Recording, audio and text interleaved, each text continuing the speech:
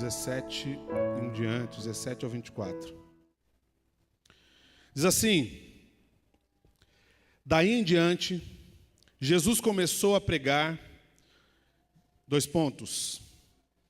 arrependam-se, pois o reino dos céus está próximo. Andando à beira do mar da Galileia, Jesus viu dois irmãos, Simão, chamado Pedro, e seu irmão André. Eles estavam lançando redes ao mar, pois eram pescadores. E Jesus disse, sigam-me, e eu os farei pescadores de homens.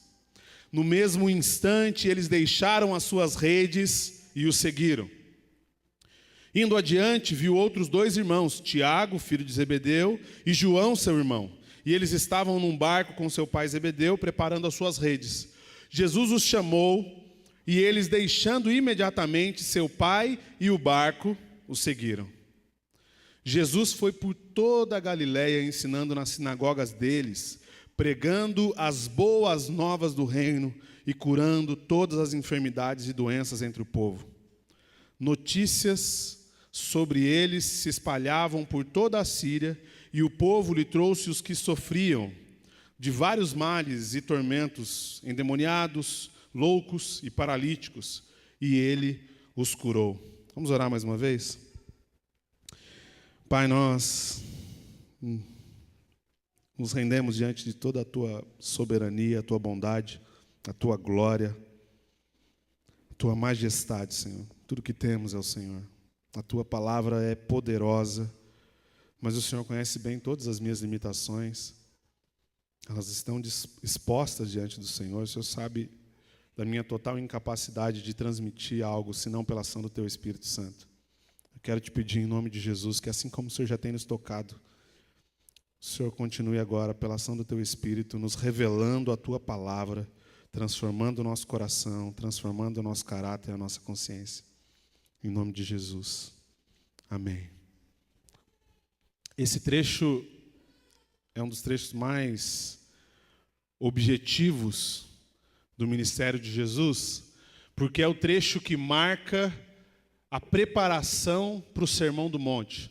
Mateus está preparando o terreno do leitor para dizer assim: olha, eu vou contar para vocês a maior mensagem já pregada por alguém, a mensagem mais poderosa. Se você não conhece o Sermão do Monte, você precisa conhecer. Leia Mateus 5, 6 e 7. E, aliás, leia tudo, né? Mas medite no Sermão do Monte. É fascinante, é a pregação realmente muito, muito poderosa para nos confrontar e para que o Espírito nos transforme. E no Sermão do Monte é o momento em que Jesus ele derrama sobre os discípulos a maior densidade de o que é ser filho de Deus.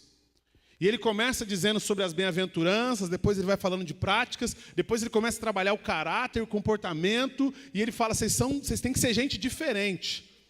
Eu não estou mais falando com gente comum. E é aí que está a chave de nós verdadeiramente desfrutarmos do reino de Deus. Durante todo o ministério de Jesus, ele fala com 3 tipos de pessoas, pelo menos. São muitos, mas pelo menos 3 tipos de pessoas. Jesus passa pouco tempo, aliás, Jesus passa muito tempo, bastante tempo, com um tipo de pessoa que é os discípulos. Ele tinha os 12, dentro dos 12 ele tinha 3 que eram mais próximos, com quem frequentemente ele subia um monte para orar, mas ele ensinava os 12, depois tinha os 70, e depois tinha mais um pouquinho, até 120, e os números eram ali, pessoas que estavam sempre procurando aprender com Jesus. São os discípulos, com quem ele gasta muito tempo. Um segundo tipo de pessoa são os fariseus. Ele já não gasta tanto tempo com esse povo. Os fariseus e mestres da lei. Mas esse povo está sempre atrás de Jesus. Aonde ele vai, tem lá um fariseu, um mestre da lei, que fica importunando Jesus, perguntando alguma coisa, tentando resolver questões teológicas. São os religiosos, sabe? Entende muito da doutrina religiosa, mas não tem vida transformada. Gente que conhece muito de texto aqui, mas aqui ainda não está funcionando. E depois ele fala com um terceiro tipo de pessoa, que são as multidões, a multidão. A multidão, Jesus não passa tanto tempo com a multidão. Se você for parar para perceber nos textos bíblicos, frequentemente Jesus encontra com a multidão. Mas ele não fica muito tempo, ele vai lá, opera os sinais e maravilhas e se afasta. Tanto é que no Sermão do Monte, ele é pregado no monte. Não sei se deu para perceber pelo nome. Sermão do Monte, pregado no monte. E no monte não tem muita multidão. A multidão, geralmente, você pode olhar os textos bíblicos, ela está nas planícies. Jesus na beira do mar da Galileia, cheio de gente. Jesus andando no caminho, cheio de gente. Entendeu isso? Multidão, Jesus passa pouco tempo. Fariseus e mestres da lei, um pouquinho mais de tempo. E com os discípulos, bastante tempo. As características desses povos e como Jesus se relacionava com eles é o seguinte. Quando Jesus pregava para os discípulos, ele ensinava, confrontava, pegava na mão e segurava, ele chamava atenção, ele exortava, ele impunha as mãos, ele dava poder e autoridade, ele fazia aquele tempo ali intenso de relacionamento com os discípulos. Quando ele falava com os fariseus e mestres da lei, esse é divertido, porque era só pancada, não tinha uma palavra boa, era só burdoada. Vocês são raça de víboras, vocês são raposas, vocês são isso. Jesus falando com o religioso, não tem conversa mole, Quinho, é só burdoado. Ó, começa com uma vara de bambu desse tamanho e termina só com o toquinho na mão, bate até esfacelar a vara toda. Todas as conversas de Jesus com os mestres da lei, pancada. Correção de rota. Vocês estão errados, vocês não estão entendendo. Jesus fala que eles são raposas. Que ele fala assim, as raposas têm os covis, mas o filho do homem não tem onde reclinar a cabeça. Ele chama esses caras de raposa. Eles ficam vivendo ali, ó, na igreja, no templo, para fazer orações volumosas, para roubar os dinheiros das viúvas e dos inocentes. Jesus só dá burdoada nos fariseus e mestres da lei. E com a multidão, a pregação era mais ou menos assim. Certo homem andava à beira do caminho, e ele lançou uma semente, e veio os pássaros e pegaram, lançou outra semente, veio alguém e pisou, lançou outra semente e frutificou. E aí ele termina em Lucas, ele fala assim, quem entendeu, entendeu, quem não entendeu, não entende mais. Porque ele termina o versículo e fala assim, quem tem ouvidos para ouvir, ouça. E sai, e o próximo versículo é assim, e Jesus subiu o monte com os discípulos. Ele não explica, ele não passa muito tempo ali explicando para a multidão. Mas, em compensação, no meio da multidão, é onde ele operava os milagres.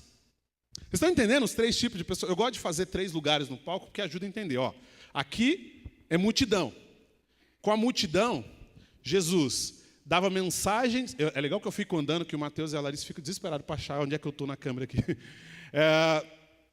Com a multidão, Jesus operava milagres, Jesus fazia sinais, mas as mensagens eram curtas e quase nunca tinham explicação. A multidão não entende muita coisa, sabe? Com os fariseus e mestres da lei, ele até gastava um pouco mais de tempo, mas era sempre com pancada, era sempre com mensagem dura, mensagem de arrependimento, para ver se o coração desses homens que estavam cegos pela letra era transformado pelo poder do Espírito. Mas com os discípulos, aí ele passava um tempo legal. Aí ele subia um monte, explicava, falava sobre as bem-aventuranças, ele trazia uma palavra de consolo, ele orientava, ele instruía, ele orava com eles, ele convidava os discípulos para as angústias dele. Em outros trechos, Jesus partia o pão e dava o pão para eles e falava, olha, vamos comer comigo. Em outros momentos, Jesus fala assim, ora comigo porque eu estou atribulado. Eles dormiram, mas Jesus chamou eles para orar. Então eles tinham um acesso privilegiado. São 3 tipos de pessoas. Só que tem uma coisa interessante, porque isso se aplica à nossa realidade. Porque o ministério de Jesus não continua pela multidão. O ministério de Jesus não continua pelos religiosos. O ministério de Jesus tem continuidade pelos discípulos. São os discípulos que vão dar continuidade à mensagem de Jesus. São os discípulos que ouvem da boca do Mestre, ide por todo mundo e pregar o evangelho a toda criatura. O problema é que isso se aplica à nossa realidade. E o maior problema ainda é que a grande maioria das nossas ações em relação à igreja de Cristo, Ou está aqui, nos religiosos, ou está aqui, na multidão. Porque a multidão é um tipo de gente que só procura Deus, só procura Jesus para fazer um milagre. Jesus fala assim: vocês não estão atrás de mim porque vocês querem ouvir a palavra de Deus. Vocês estão aqui porque eu estou dando pão para vocês. Porque a hora que parar de dar pão aqui, vocês saem daqui e pulam na próxima igreja ali na esquina. E a hora que parar lá, vocês pulam para a próxima. E aí o pastor não vale nada. É verdade ou eu estou falando alguma mentira? Essa é a realidade. A multidão é um tipo de gente que procura Jesus quando a coisa está feia, mas quando a coisa melhora um pouquinho, agora sim, graças a Deus. É um Deus que vive para mim, para satisfazer as minhas necessidades. É a máquina cuspidora de bênçãos. Aí ora, jejua, faz campanha, não falta num culto, vai em todos os RIP, assiste pregação na internet, ouve louvor, só vê vídeo de pregação do Evangelho Simples no YouTube. É uma bênção. E aí, a coisa melhora. Mas aí, né? Deixa só terminar a faculdade. Deixa só, estou chegando muito cansado em casa. E aí, daqui a pouco, some. Já os religiosos são frequentes. Estão sempre lá. Aparecem todas as vezes. Entretanto, querem debater teologia com Jesus. Mas, mestre, veja bem, se olharmos por esse ponto, segundo o teólogo fulano de tal, tem 2 dedos de fundura, de profundidade prática, mas fica ali horas conversando sobre um mar de conhecimento que não domina. Todos nós, de alguma forma, nos encaixamos nesse povo. Eu tenho momentos de religiosidade na minha vida que eu falo: Senhor, só o Senhor para ter misericórdia de me aturar. Tem hora que eu estou ali horas discutindo questões profundas, mas o meu domínio próprio ainda está fraco.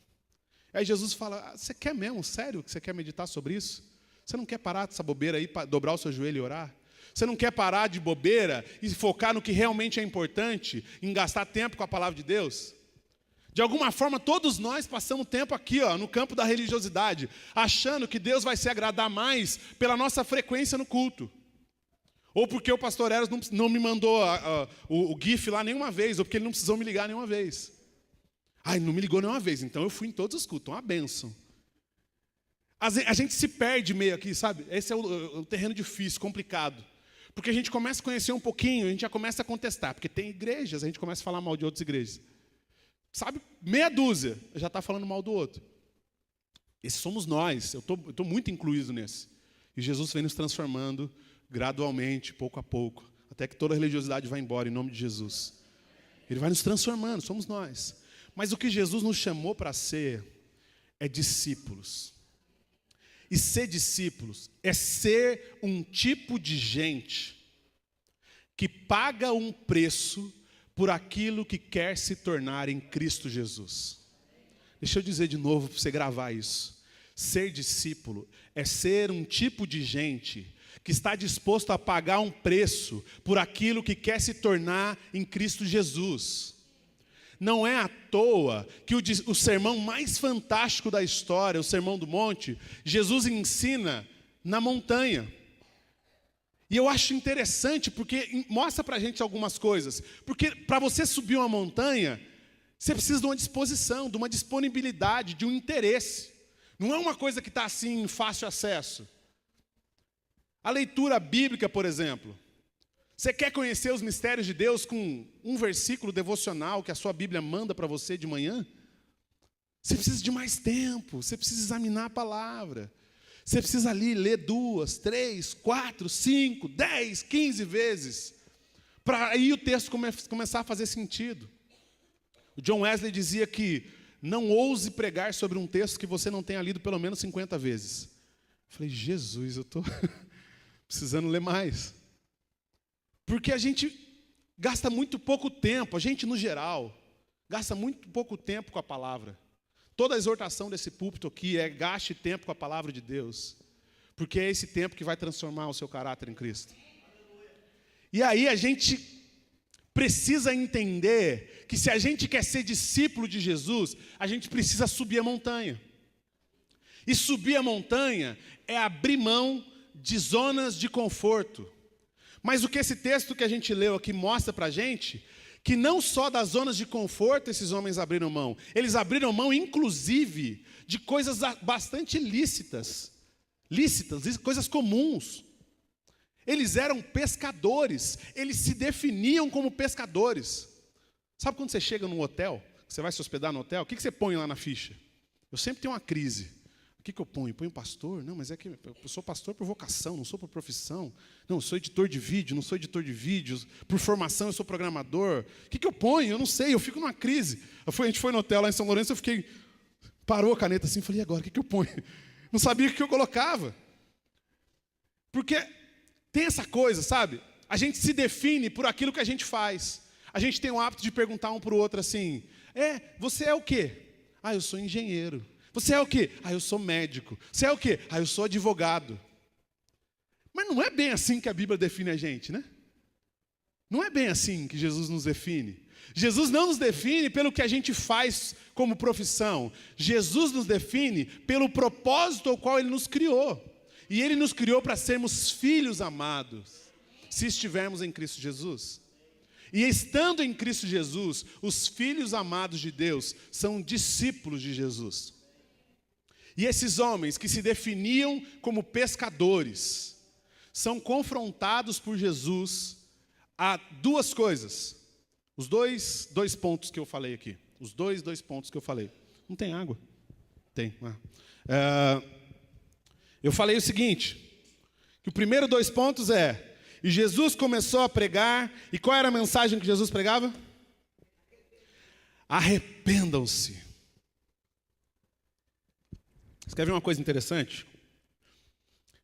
Pedro e André já eram discípulos de João Batista.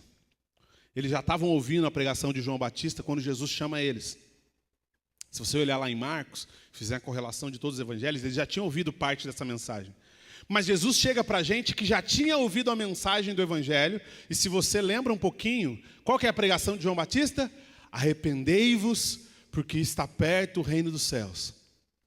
A mensagem também é de arrependimento. Então, depois de terem ouvido a mensagem de arrependimento, Jesus chega para quem já tinha ouvido a mensagem de arrependimento e prega arrependimento. Sabe por que Jesus faz isso?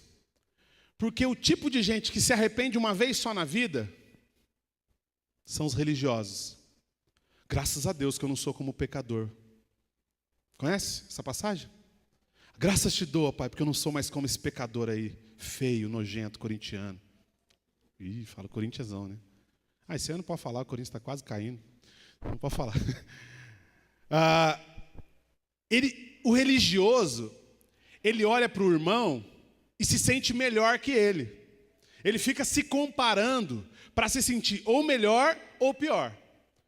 E aí ele fala assim, eu não vou na RIP porque o pessoal lá é muito básico. Eu já ouvi gente falar assim, aqui. O pessoal lá fala de coisa muito básica, gosta de coisa mais profunda.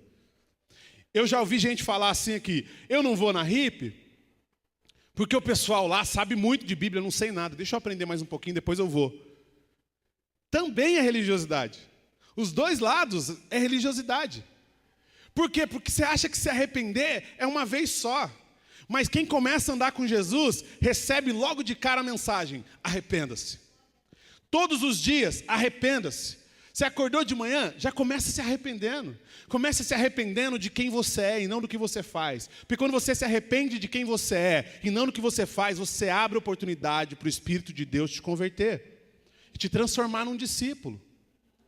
Discípulo de Jesus é gente que não tem vergonha de se arrepender, de que não fica medindo consequências, porque sabe que a qualquer momento o Mestre vai vir e vai te libertar e vai te transformar. Irmãos, a gente vive, no geral, assim, uma vida, o pastor Ezra tem falado isso, muito meia boca, meu Deus, muito meia boca. É um absurdo imaginar que estando dentro da despensa de comida, tem alguns de nós morrendo de fome. É um absurdo imaginar que estando dentro de um hospital, alguns de nós estejam morrendo doentes. É um absurdo imaginar. O poder de Deus, que nos transforma, que nos liberta, que nos resgata, que nos restaura, já está disponível para nós. Jesus, quando ressuscitou, ele disse: todo poder me foi dado nos céus e na terra. Portanto, vão e façam discípulos de todas as nações. O que ele está dizendo é que todo o poder do céu e da terra estão disponíveis se você estiver envolvido na causa de ser e fazer discípulos. Sabe por que as coisas não estão funcionando? Sabe por que você não foi liberto ainda? Porque você ainda não entendeu que o seu papel é ser e fazer discípulos. Você ainda não entendeu que se você não levantar de manhã, uma hora mais cedo para ler a sua Bíblia, não adianta a gente gritar no púlpito todo domingo: leia a sua Bíblia. Você ainda não entendeu que se você não esmurrar o seu corpo e disser não para o pecado, ninguém vai fazer isso por você, porque o que tinha que ser feito já foi feito na cruz.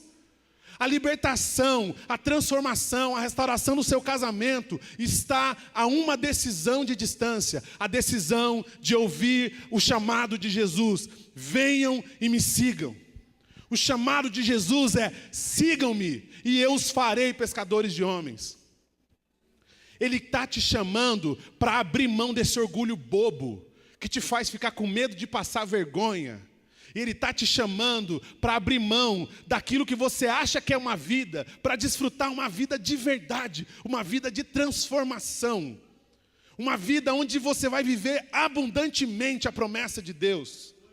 Onde você vai ver o poder de Deus na sua casa, o cuidado de Deus sobre os seus filhos, o cuidado de Deus sobre o seu marido, sobre a sua esposa.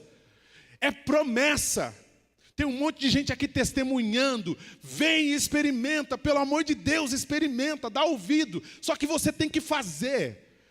Irmãos, não existe um poder especial, e eu adoraria ter, de verdade. A gente estava esses dias conversando, falando das angústias do ministério, e eu falei que algumas vezes eu já me senti tentado a entregar algo especial, espiritual de Deus, que Deus não tinha me dado. E graças a Deus eu ouvi a voz do Espírito e não falei. Porque às vezes a pessoa senta diante da gente e começa a contar uma história, dói tanto, dói tanto, dói tanto. Você fala: Senhor, eu queria muito que o Senhor falasse para mim assim, sabe, meu padrão assembleia? Eis que te digo, vaso, está resolvido agora. Pam! Estalo dele, tudo mudou. Eu adoraria que tivesse disponível assim. Mas aquilo que Deus nos disponibilizou depende do nosso envolvimento com a palavra de Deus e com as coisas de Deus. Está disponível, mas pelo amor de Deus, levanta e aceita o chamado de Jesus. Vem e segue. Você não é um seguidor de Jesus porque você vem no culto domingo. Você é um seguidor de Jesus porque você toma a decisão na segunda de manhã, na terça, na quarta, na quinta, na sexta, no feriado, no sábado, todos os dias. Você todos os dias levanta e fala assim: eu não aceito mais, tem que ser real na minha vida, tem que ser verdade na minha vida, porque é poder de Deus e vai me transformar. Eu não vou aceitar a acusação do diabo, eu não vou aceitar essa história de que eu estou derrotado, porque o poder de Deus é real, e se o poder de Deus é real, eu quero viver isso. Para isso, esses homens deixaram suas redes. Eu acho que esse deixar suas redes para o nosso tempo não podia ser mais profético. Porque o tempo que a gente gasta com a tal da rede social, meu Deus do céu. Você dizer que você não tem tempo para ler Bíblia, mas o status do WhatsApp está bombando. O Instagram está atualizadaço. Facebook, você sabe de tudo que está rolando. Graças a Deus passou pelo menos esse primeiro momento da política. A grande prova de que a gente não está lendo Bíblia nada é que a gente tem tempo para arrumar briga na internet, mas não tem tempo para falar com a mesma intensidade do amor de Deus. Eu duvido que tenha na sua rede social mais texto bíblico do que discussão de política. Eu duvido. Porque a gente tem um tempão para falar sobre tudo, para se engajar em tudo, mas a palavra de Deus que realmente nos transforma é só no fim da noite, quando a gente já está com sono. E olhe lá. Priorizar é a chave para uma vida transformada. Esses homens abriram mão das suas redes e seguiram Jesus. Abrir mão das redes, queridos, é algo muito sério. Eles deixaram aquilo que eles tinham como certeza. Qual é a certeza de um pescador? Que ele vai jogar a rede e, invariavelmente, hora ou outra, ele vai pegar alguma coisa. Pode ser que ele não pegue hoje, mas amanhã ele pega. Por quê? Porque razoavelmente ele sabe fazer seu trabalho. E aí Jesus chama eles, fala assim, abre mão dessa certeza que você tem de que vai dar certo do seu jeito e experimenta do meu jeito. Eles abrem mão das convicções deles. Abrem mão dos modelos mentais. O que é um modelo mental? É aquela, fulano está falando mal de mim que eu sei. O Lucas cumprimentou o Quinho e não me cumprimentou. Então o Lucas é um falso porque ele ama o Quinho e não me ama. Vou embora dessa igreja. O pastor Eros ligou para todo mundo, mas não me ligou. É só faltar no culto que você vai receber uma ligação. Vou embora. Vocês não me amam. Agora só fala de obra. Um modelo mental que te deixa fechado, sabe? No seu mundinho, nos seus problemas. Esses somos nós. A gente tem uma tendência de medir tudo pela nossa reguinha pequenininha.